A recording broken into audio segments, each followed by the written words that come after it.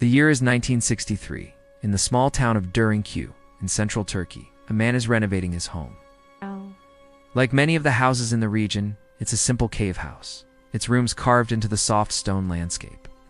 He decides to knock down a wall in his basement to create more space. He raises his hammer, and with a final blow, the wall crumbles. But behind it, there is not solid rock. There is darkness, an empty space. He lights a lamp and steps through the opening. He finds himself in a strange, man-made room he never knew existed. At the far end, there is a dark opening, tunnel, leading deeper into the earth. He follows it. The tunnel opens into another, larger chamber. And from that chamber, more tunnels branch off, snaking down into the suffocating darkness below. This man hadn't just discovered a hidden cellar. He had accidentally stumbled upon the forgotten entrance to a lost subterranean metropolis, city that plunges 18 stories deep into the earth, with thousands of rooms, its own water supply, and massive stone doors to seal it off from the world above. A city built to hold 20,000 people. This is the story of Derinköy, and it raises a terrifying question. Who built this impossible city? What apocalyptic enemy were they hiding from? And how did they manage to live miles from the sun, in the darkness below? To understand how such a city could exist, you first have to understand the land itself. This is Cappadocia, a region in central Anatolia famous for its bizarre and beautiful landscape. Millions of years ago, volcanic eruptions blanketed this area in a thick layer of soft ash. Over eons, this ash was compressed into a unique type of rock called tuff. Tuff is a geological miracle. When it's first exposed, it's so soft you can dig it with a shovel. But as it reacts with the air, it hardens into a durable, stable rock. For thousands of years, the people of Cappadocia have used this gift to carve their lives directly into the landscape. They have created homes, monasteries, and entire chapels, complete with vaulted ceilings and beautiful frescoes, all hewn from the living rock. But this land has always been a crossroads, a frontier zone fought over by history's greatest empires. It was the bloody boundary between the Persians and the Greeks, the Romans and the Parthians, and later, the Byzantine Christians and the raiding Arab armies. For the people living here, history was a relentless cycle of invasion, persecution, and war. To survive, they needed more than just homes. They needed a place to vanish. They needed a fortress that no army could conquer, so they didn't build up, they dug down.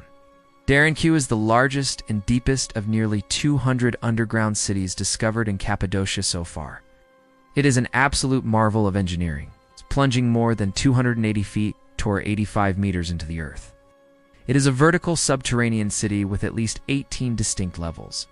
And this wasn't just a temporary bunker. It was a fully functioning, self-sufficient world designed for long-term habitation.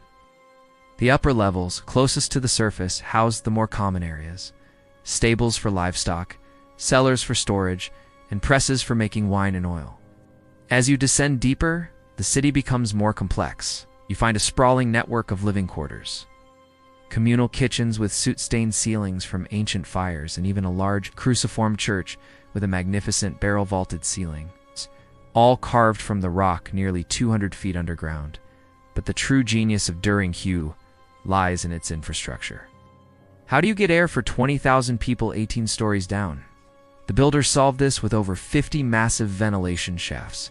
It's fun plunging the entire depth of the city that circulated fresh air to even the lowest levels.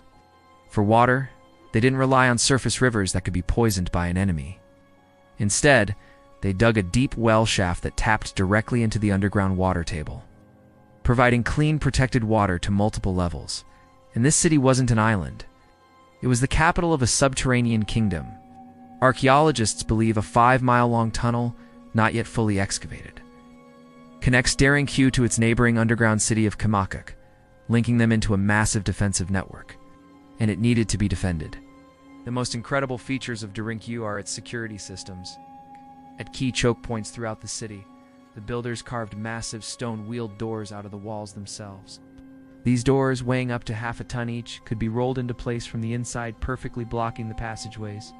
They could only be moved from the interior, meaning once a community was sealed inside, no invading army could get through without painstakingly chipping away at solid rock, all while being attacked. In the center of each door is a small hole, just large enough for a defender to thrust a spear or shoot an arrow at any enemy who got too close. This wasn't a shelter, it was an impregnable underworld fortress. For decades, the standard theory was that Dering was built and expanded by early Christians in the 7th to 11th centuries. They were facing persecution from the Roman Empire and later devastating raids from Arab armies during the Arab-Byzantine Wars. The city was their sanctuary, a place to protect their families and practice their faith in secret, which explains the numerous churches and religious schools found deep within. But this is not the full story. The real twist is that Dering is much, much older. The Christians didn't build it from scratch. They found and massively expanded a pre-existing ancient complex. So who were the original architects? Most historians now believe the city's foundations were laid by the Phrygians, Indo-European people who controlled central Anatolia between the 8th and 7th centuries BC. They were master Iron Age architects, and the Greek historian Xenophon, writing around 400 BC, described the people in this exact region as living in houses underground. He wrote of homes large enough for entire families and their livestock, accessed by tunnels, just like Dering. This pushes the city's origins back 1,000 years before the Christian era, and this raises an even deeper question. If the city was first built by the Phrygians, who were they hiding from? Was it the marauding Cimmerians or Scythians who swept through Anatolia in that period, or was it some other forgotten threat? The truth is that Dering is like a living fossil, a city with multiple histories layered on top of each other, used and reused by different cultures, all hiding from different enemies over the vast sweep of time. Dering was used as a sanctuary for thousands of years, a secret passed down through generations. It was finally abandoned for good in the early 1920s. Following the war between Greece and Turkey, there was a massive population exchange. The Greek-speaking Cappadocian Christians, who had used the city as their final refuge, were forced to leave their ancestral home. When they left, the entrances to their secret world were sealed, and its existence was forgotten by the new inhabitants of the region. It remained a lost city, a local legend, until that fateful day in 1963, when a man knocking down a wall in his basement stumbled upon a forgotten world. Today, Dering is a UNESCO World Heritage Site, open to tourists. But to walk its cold, silent tunnels is to do more than just visit a historical curiosity. It is to walk through a monument to human survival. It is a testament to the extraordinary lengths people will go to protect their families, their culture, and their beliefs.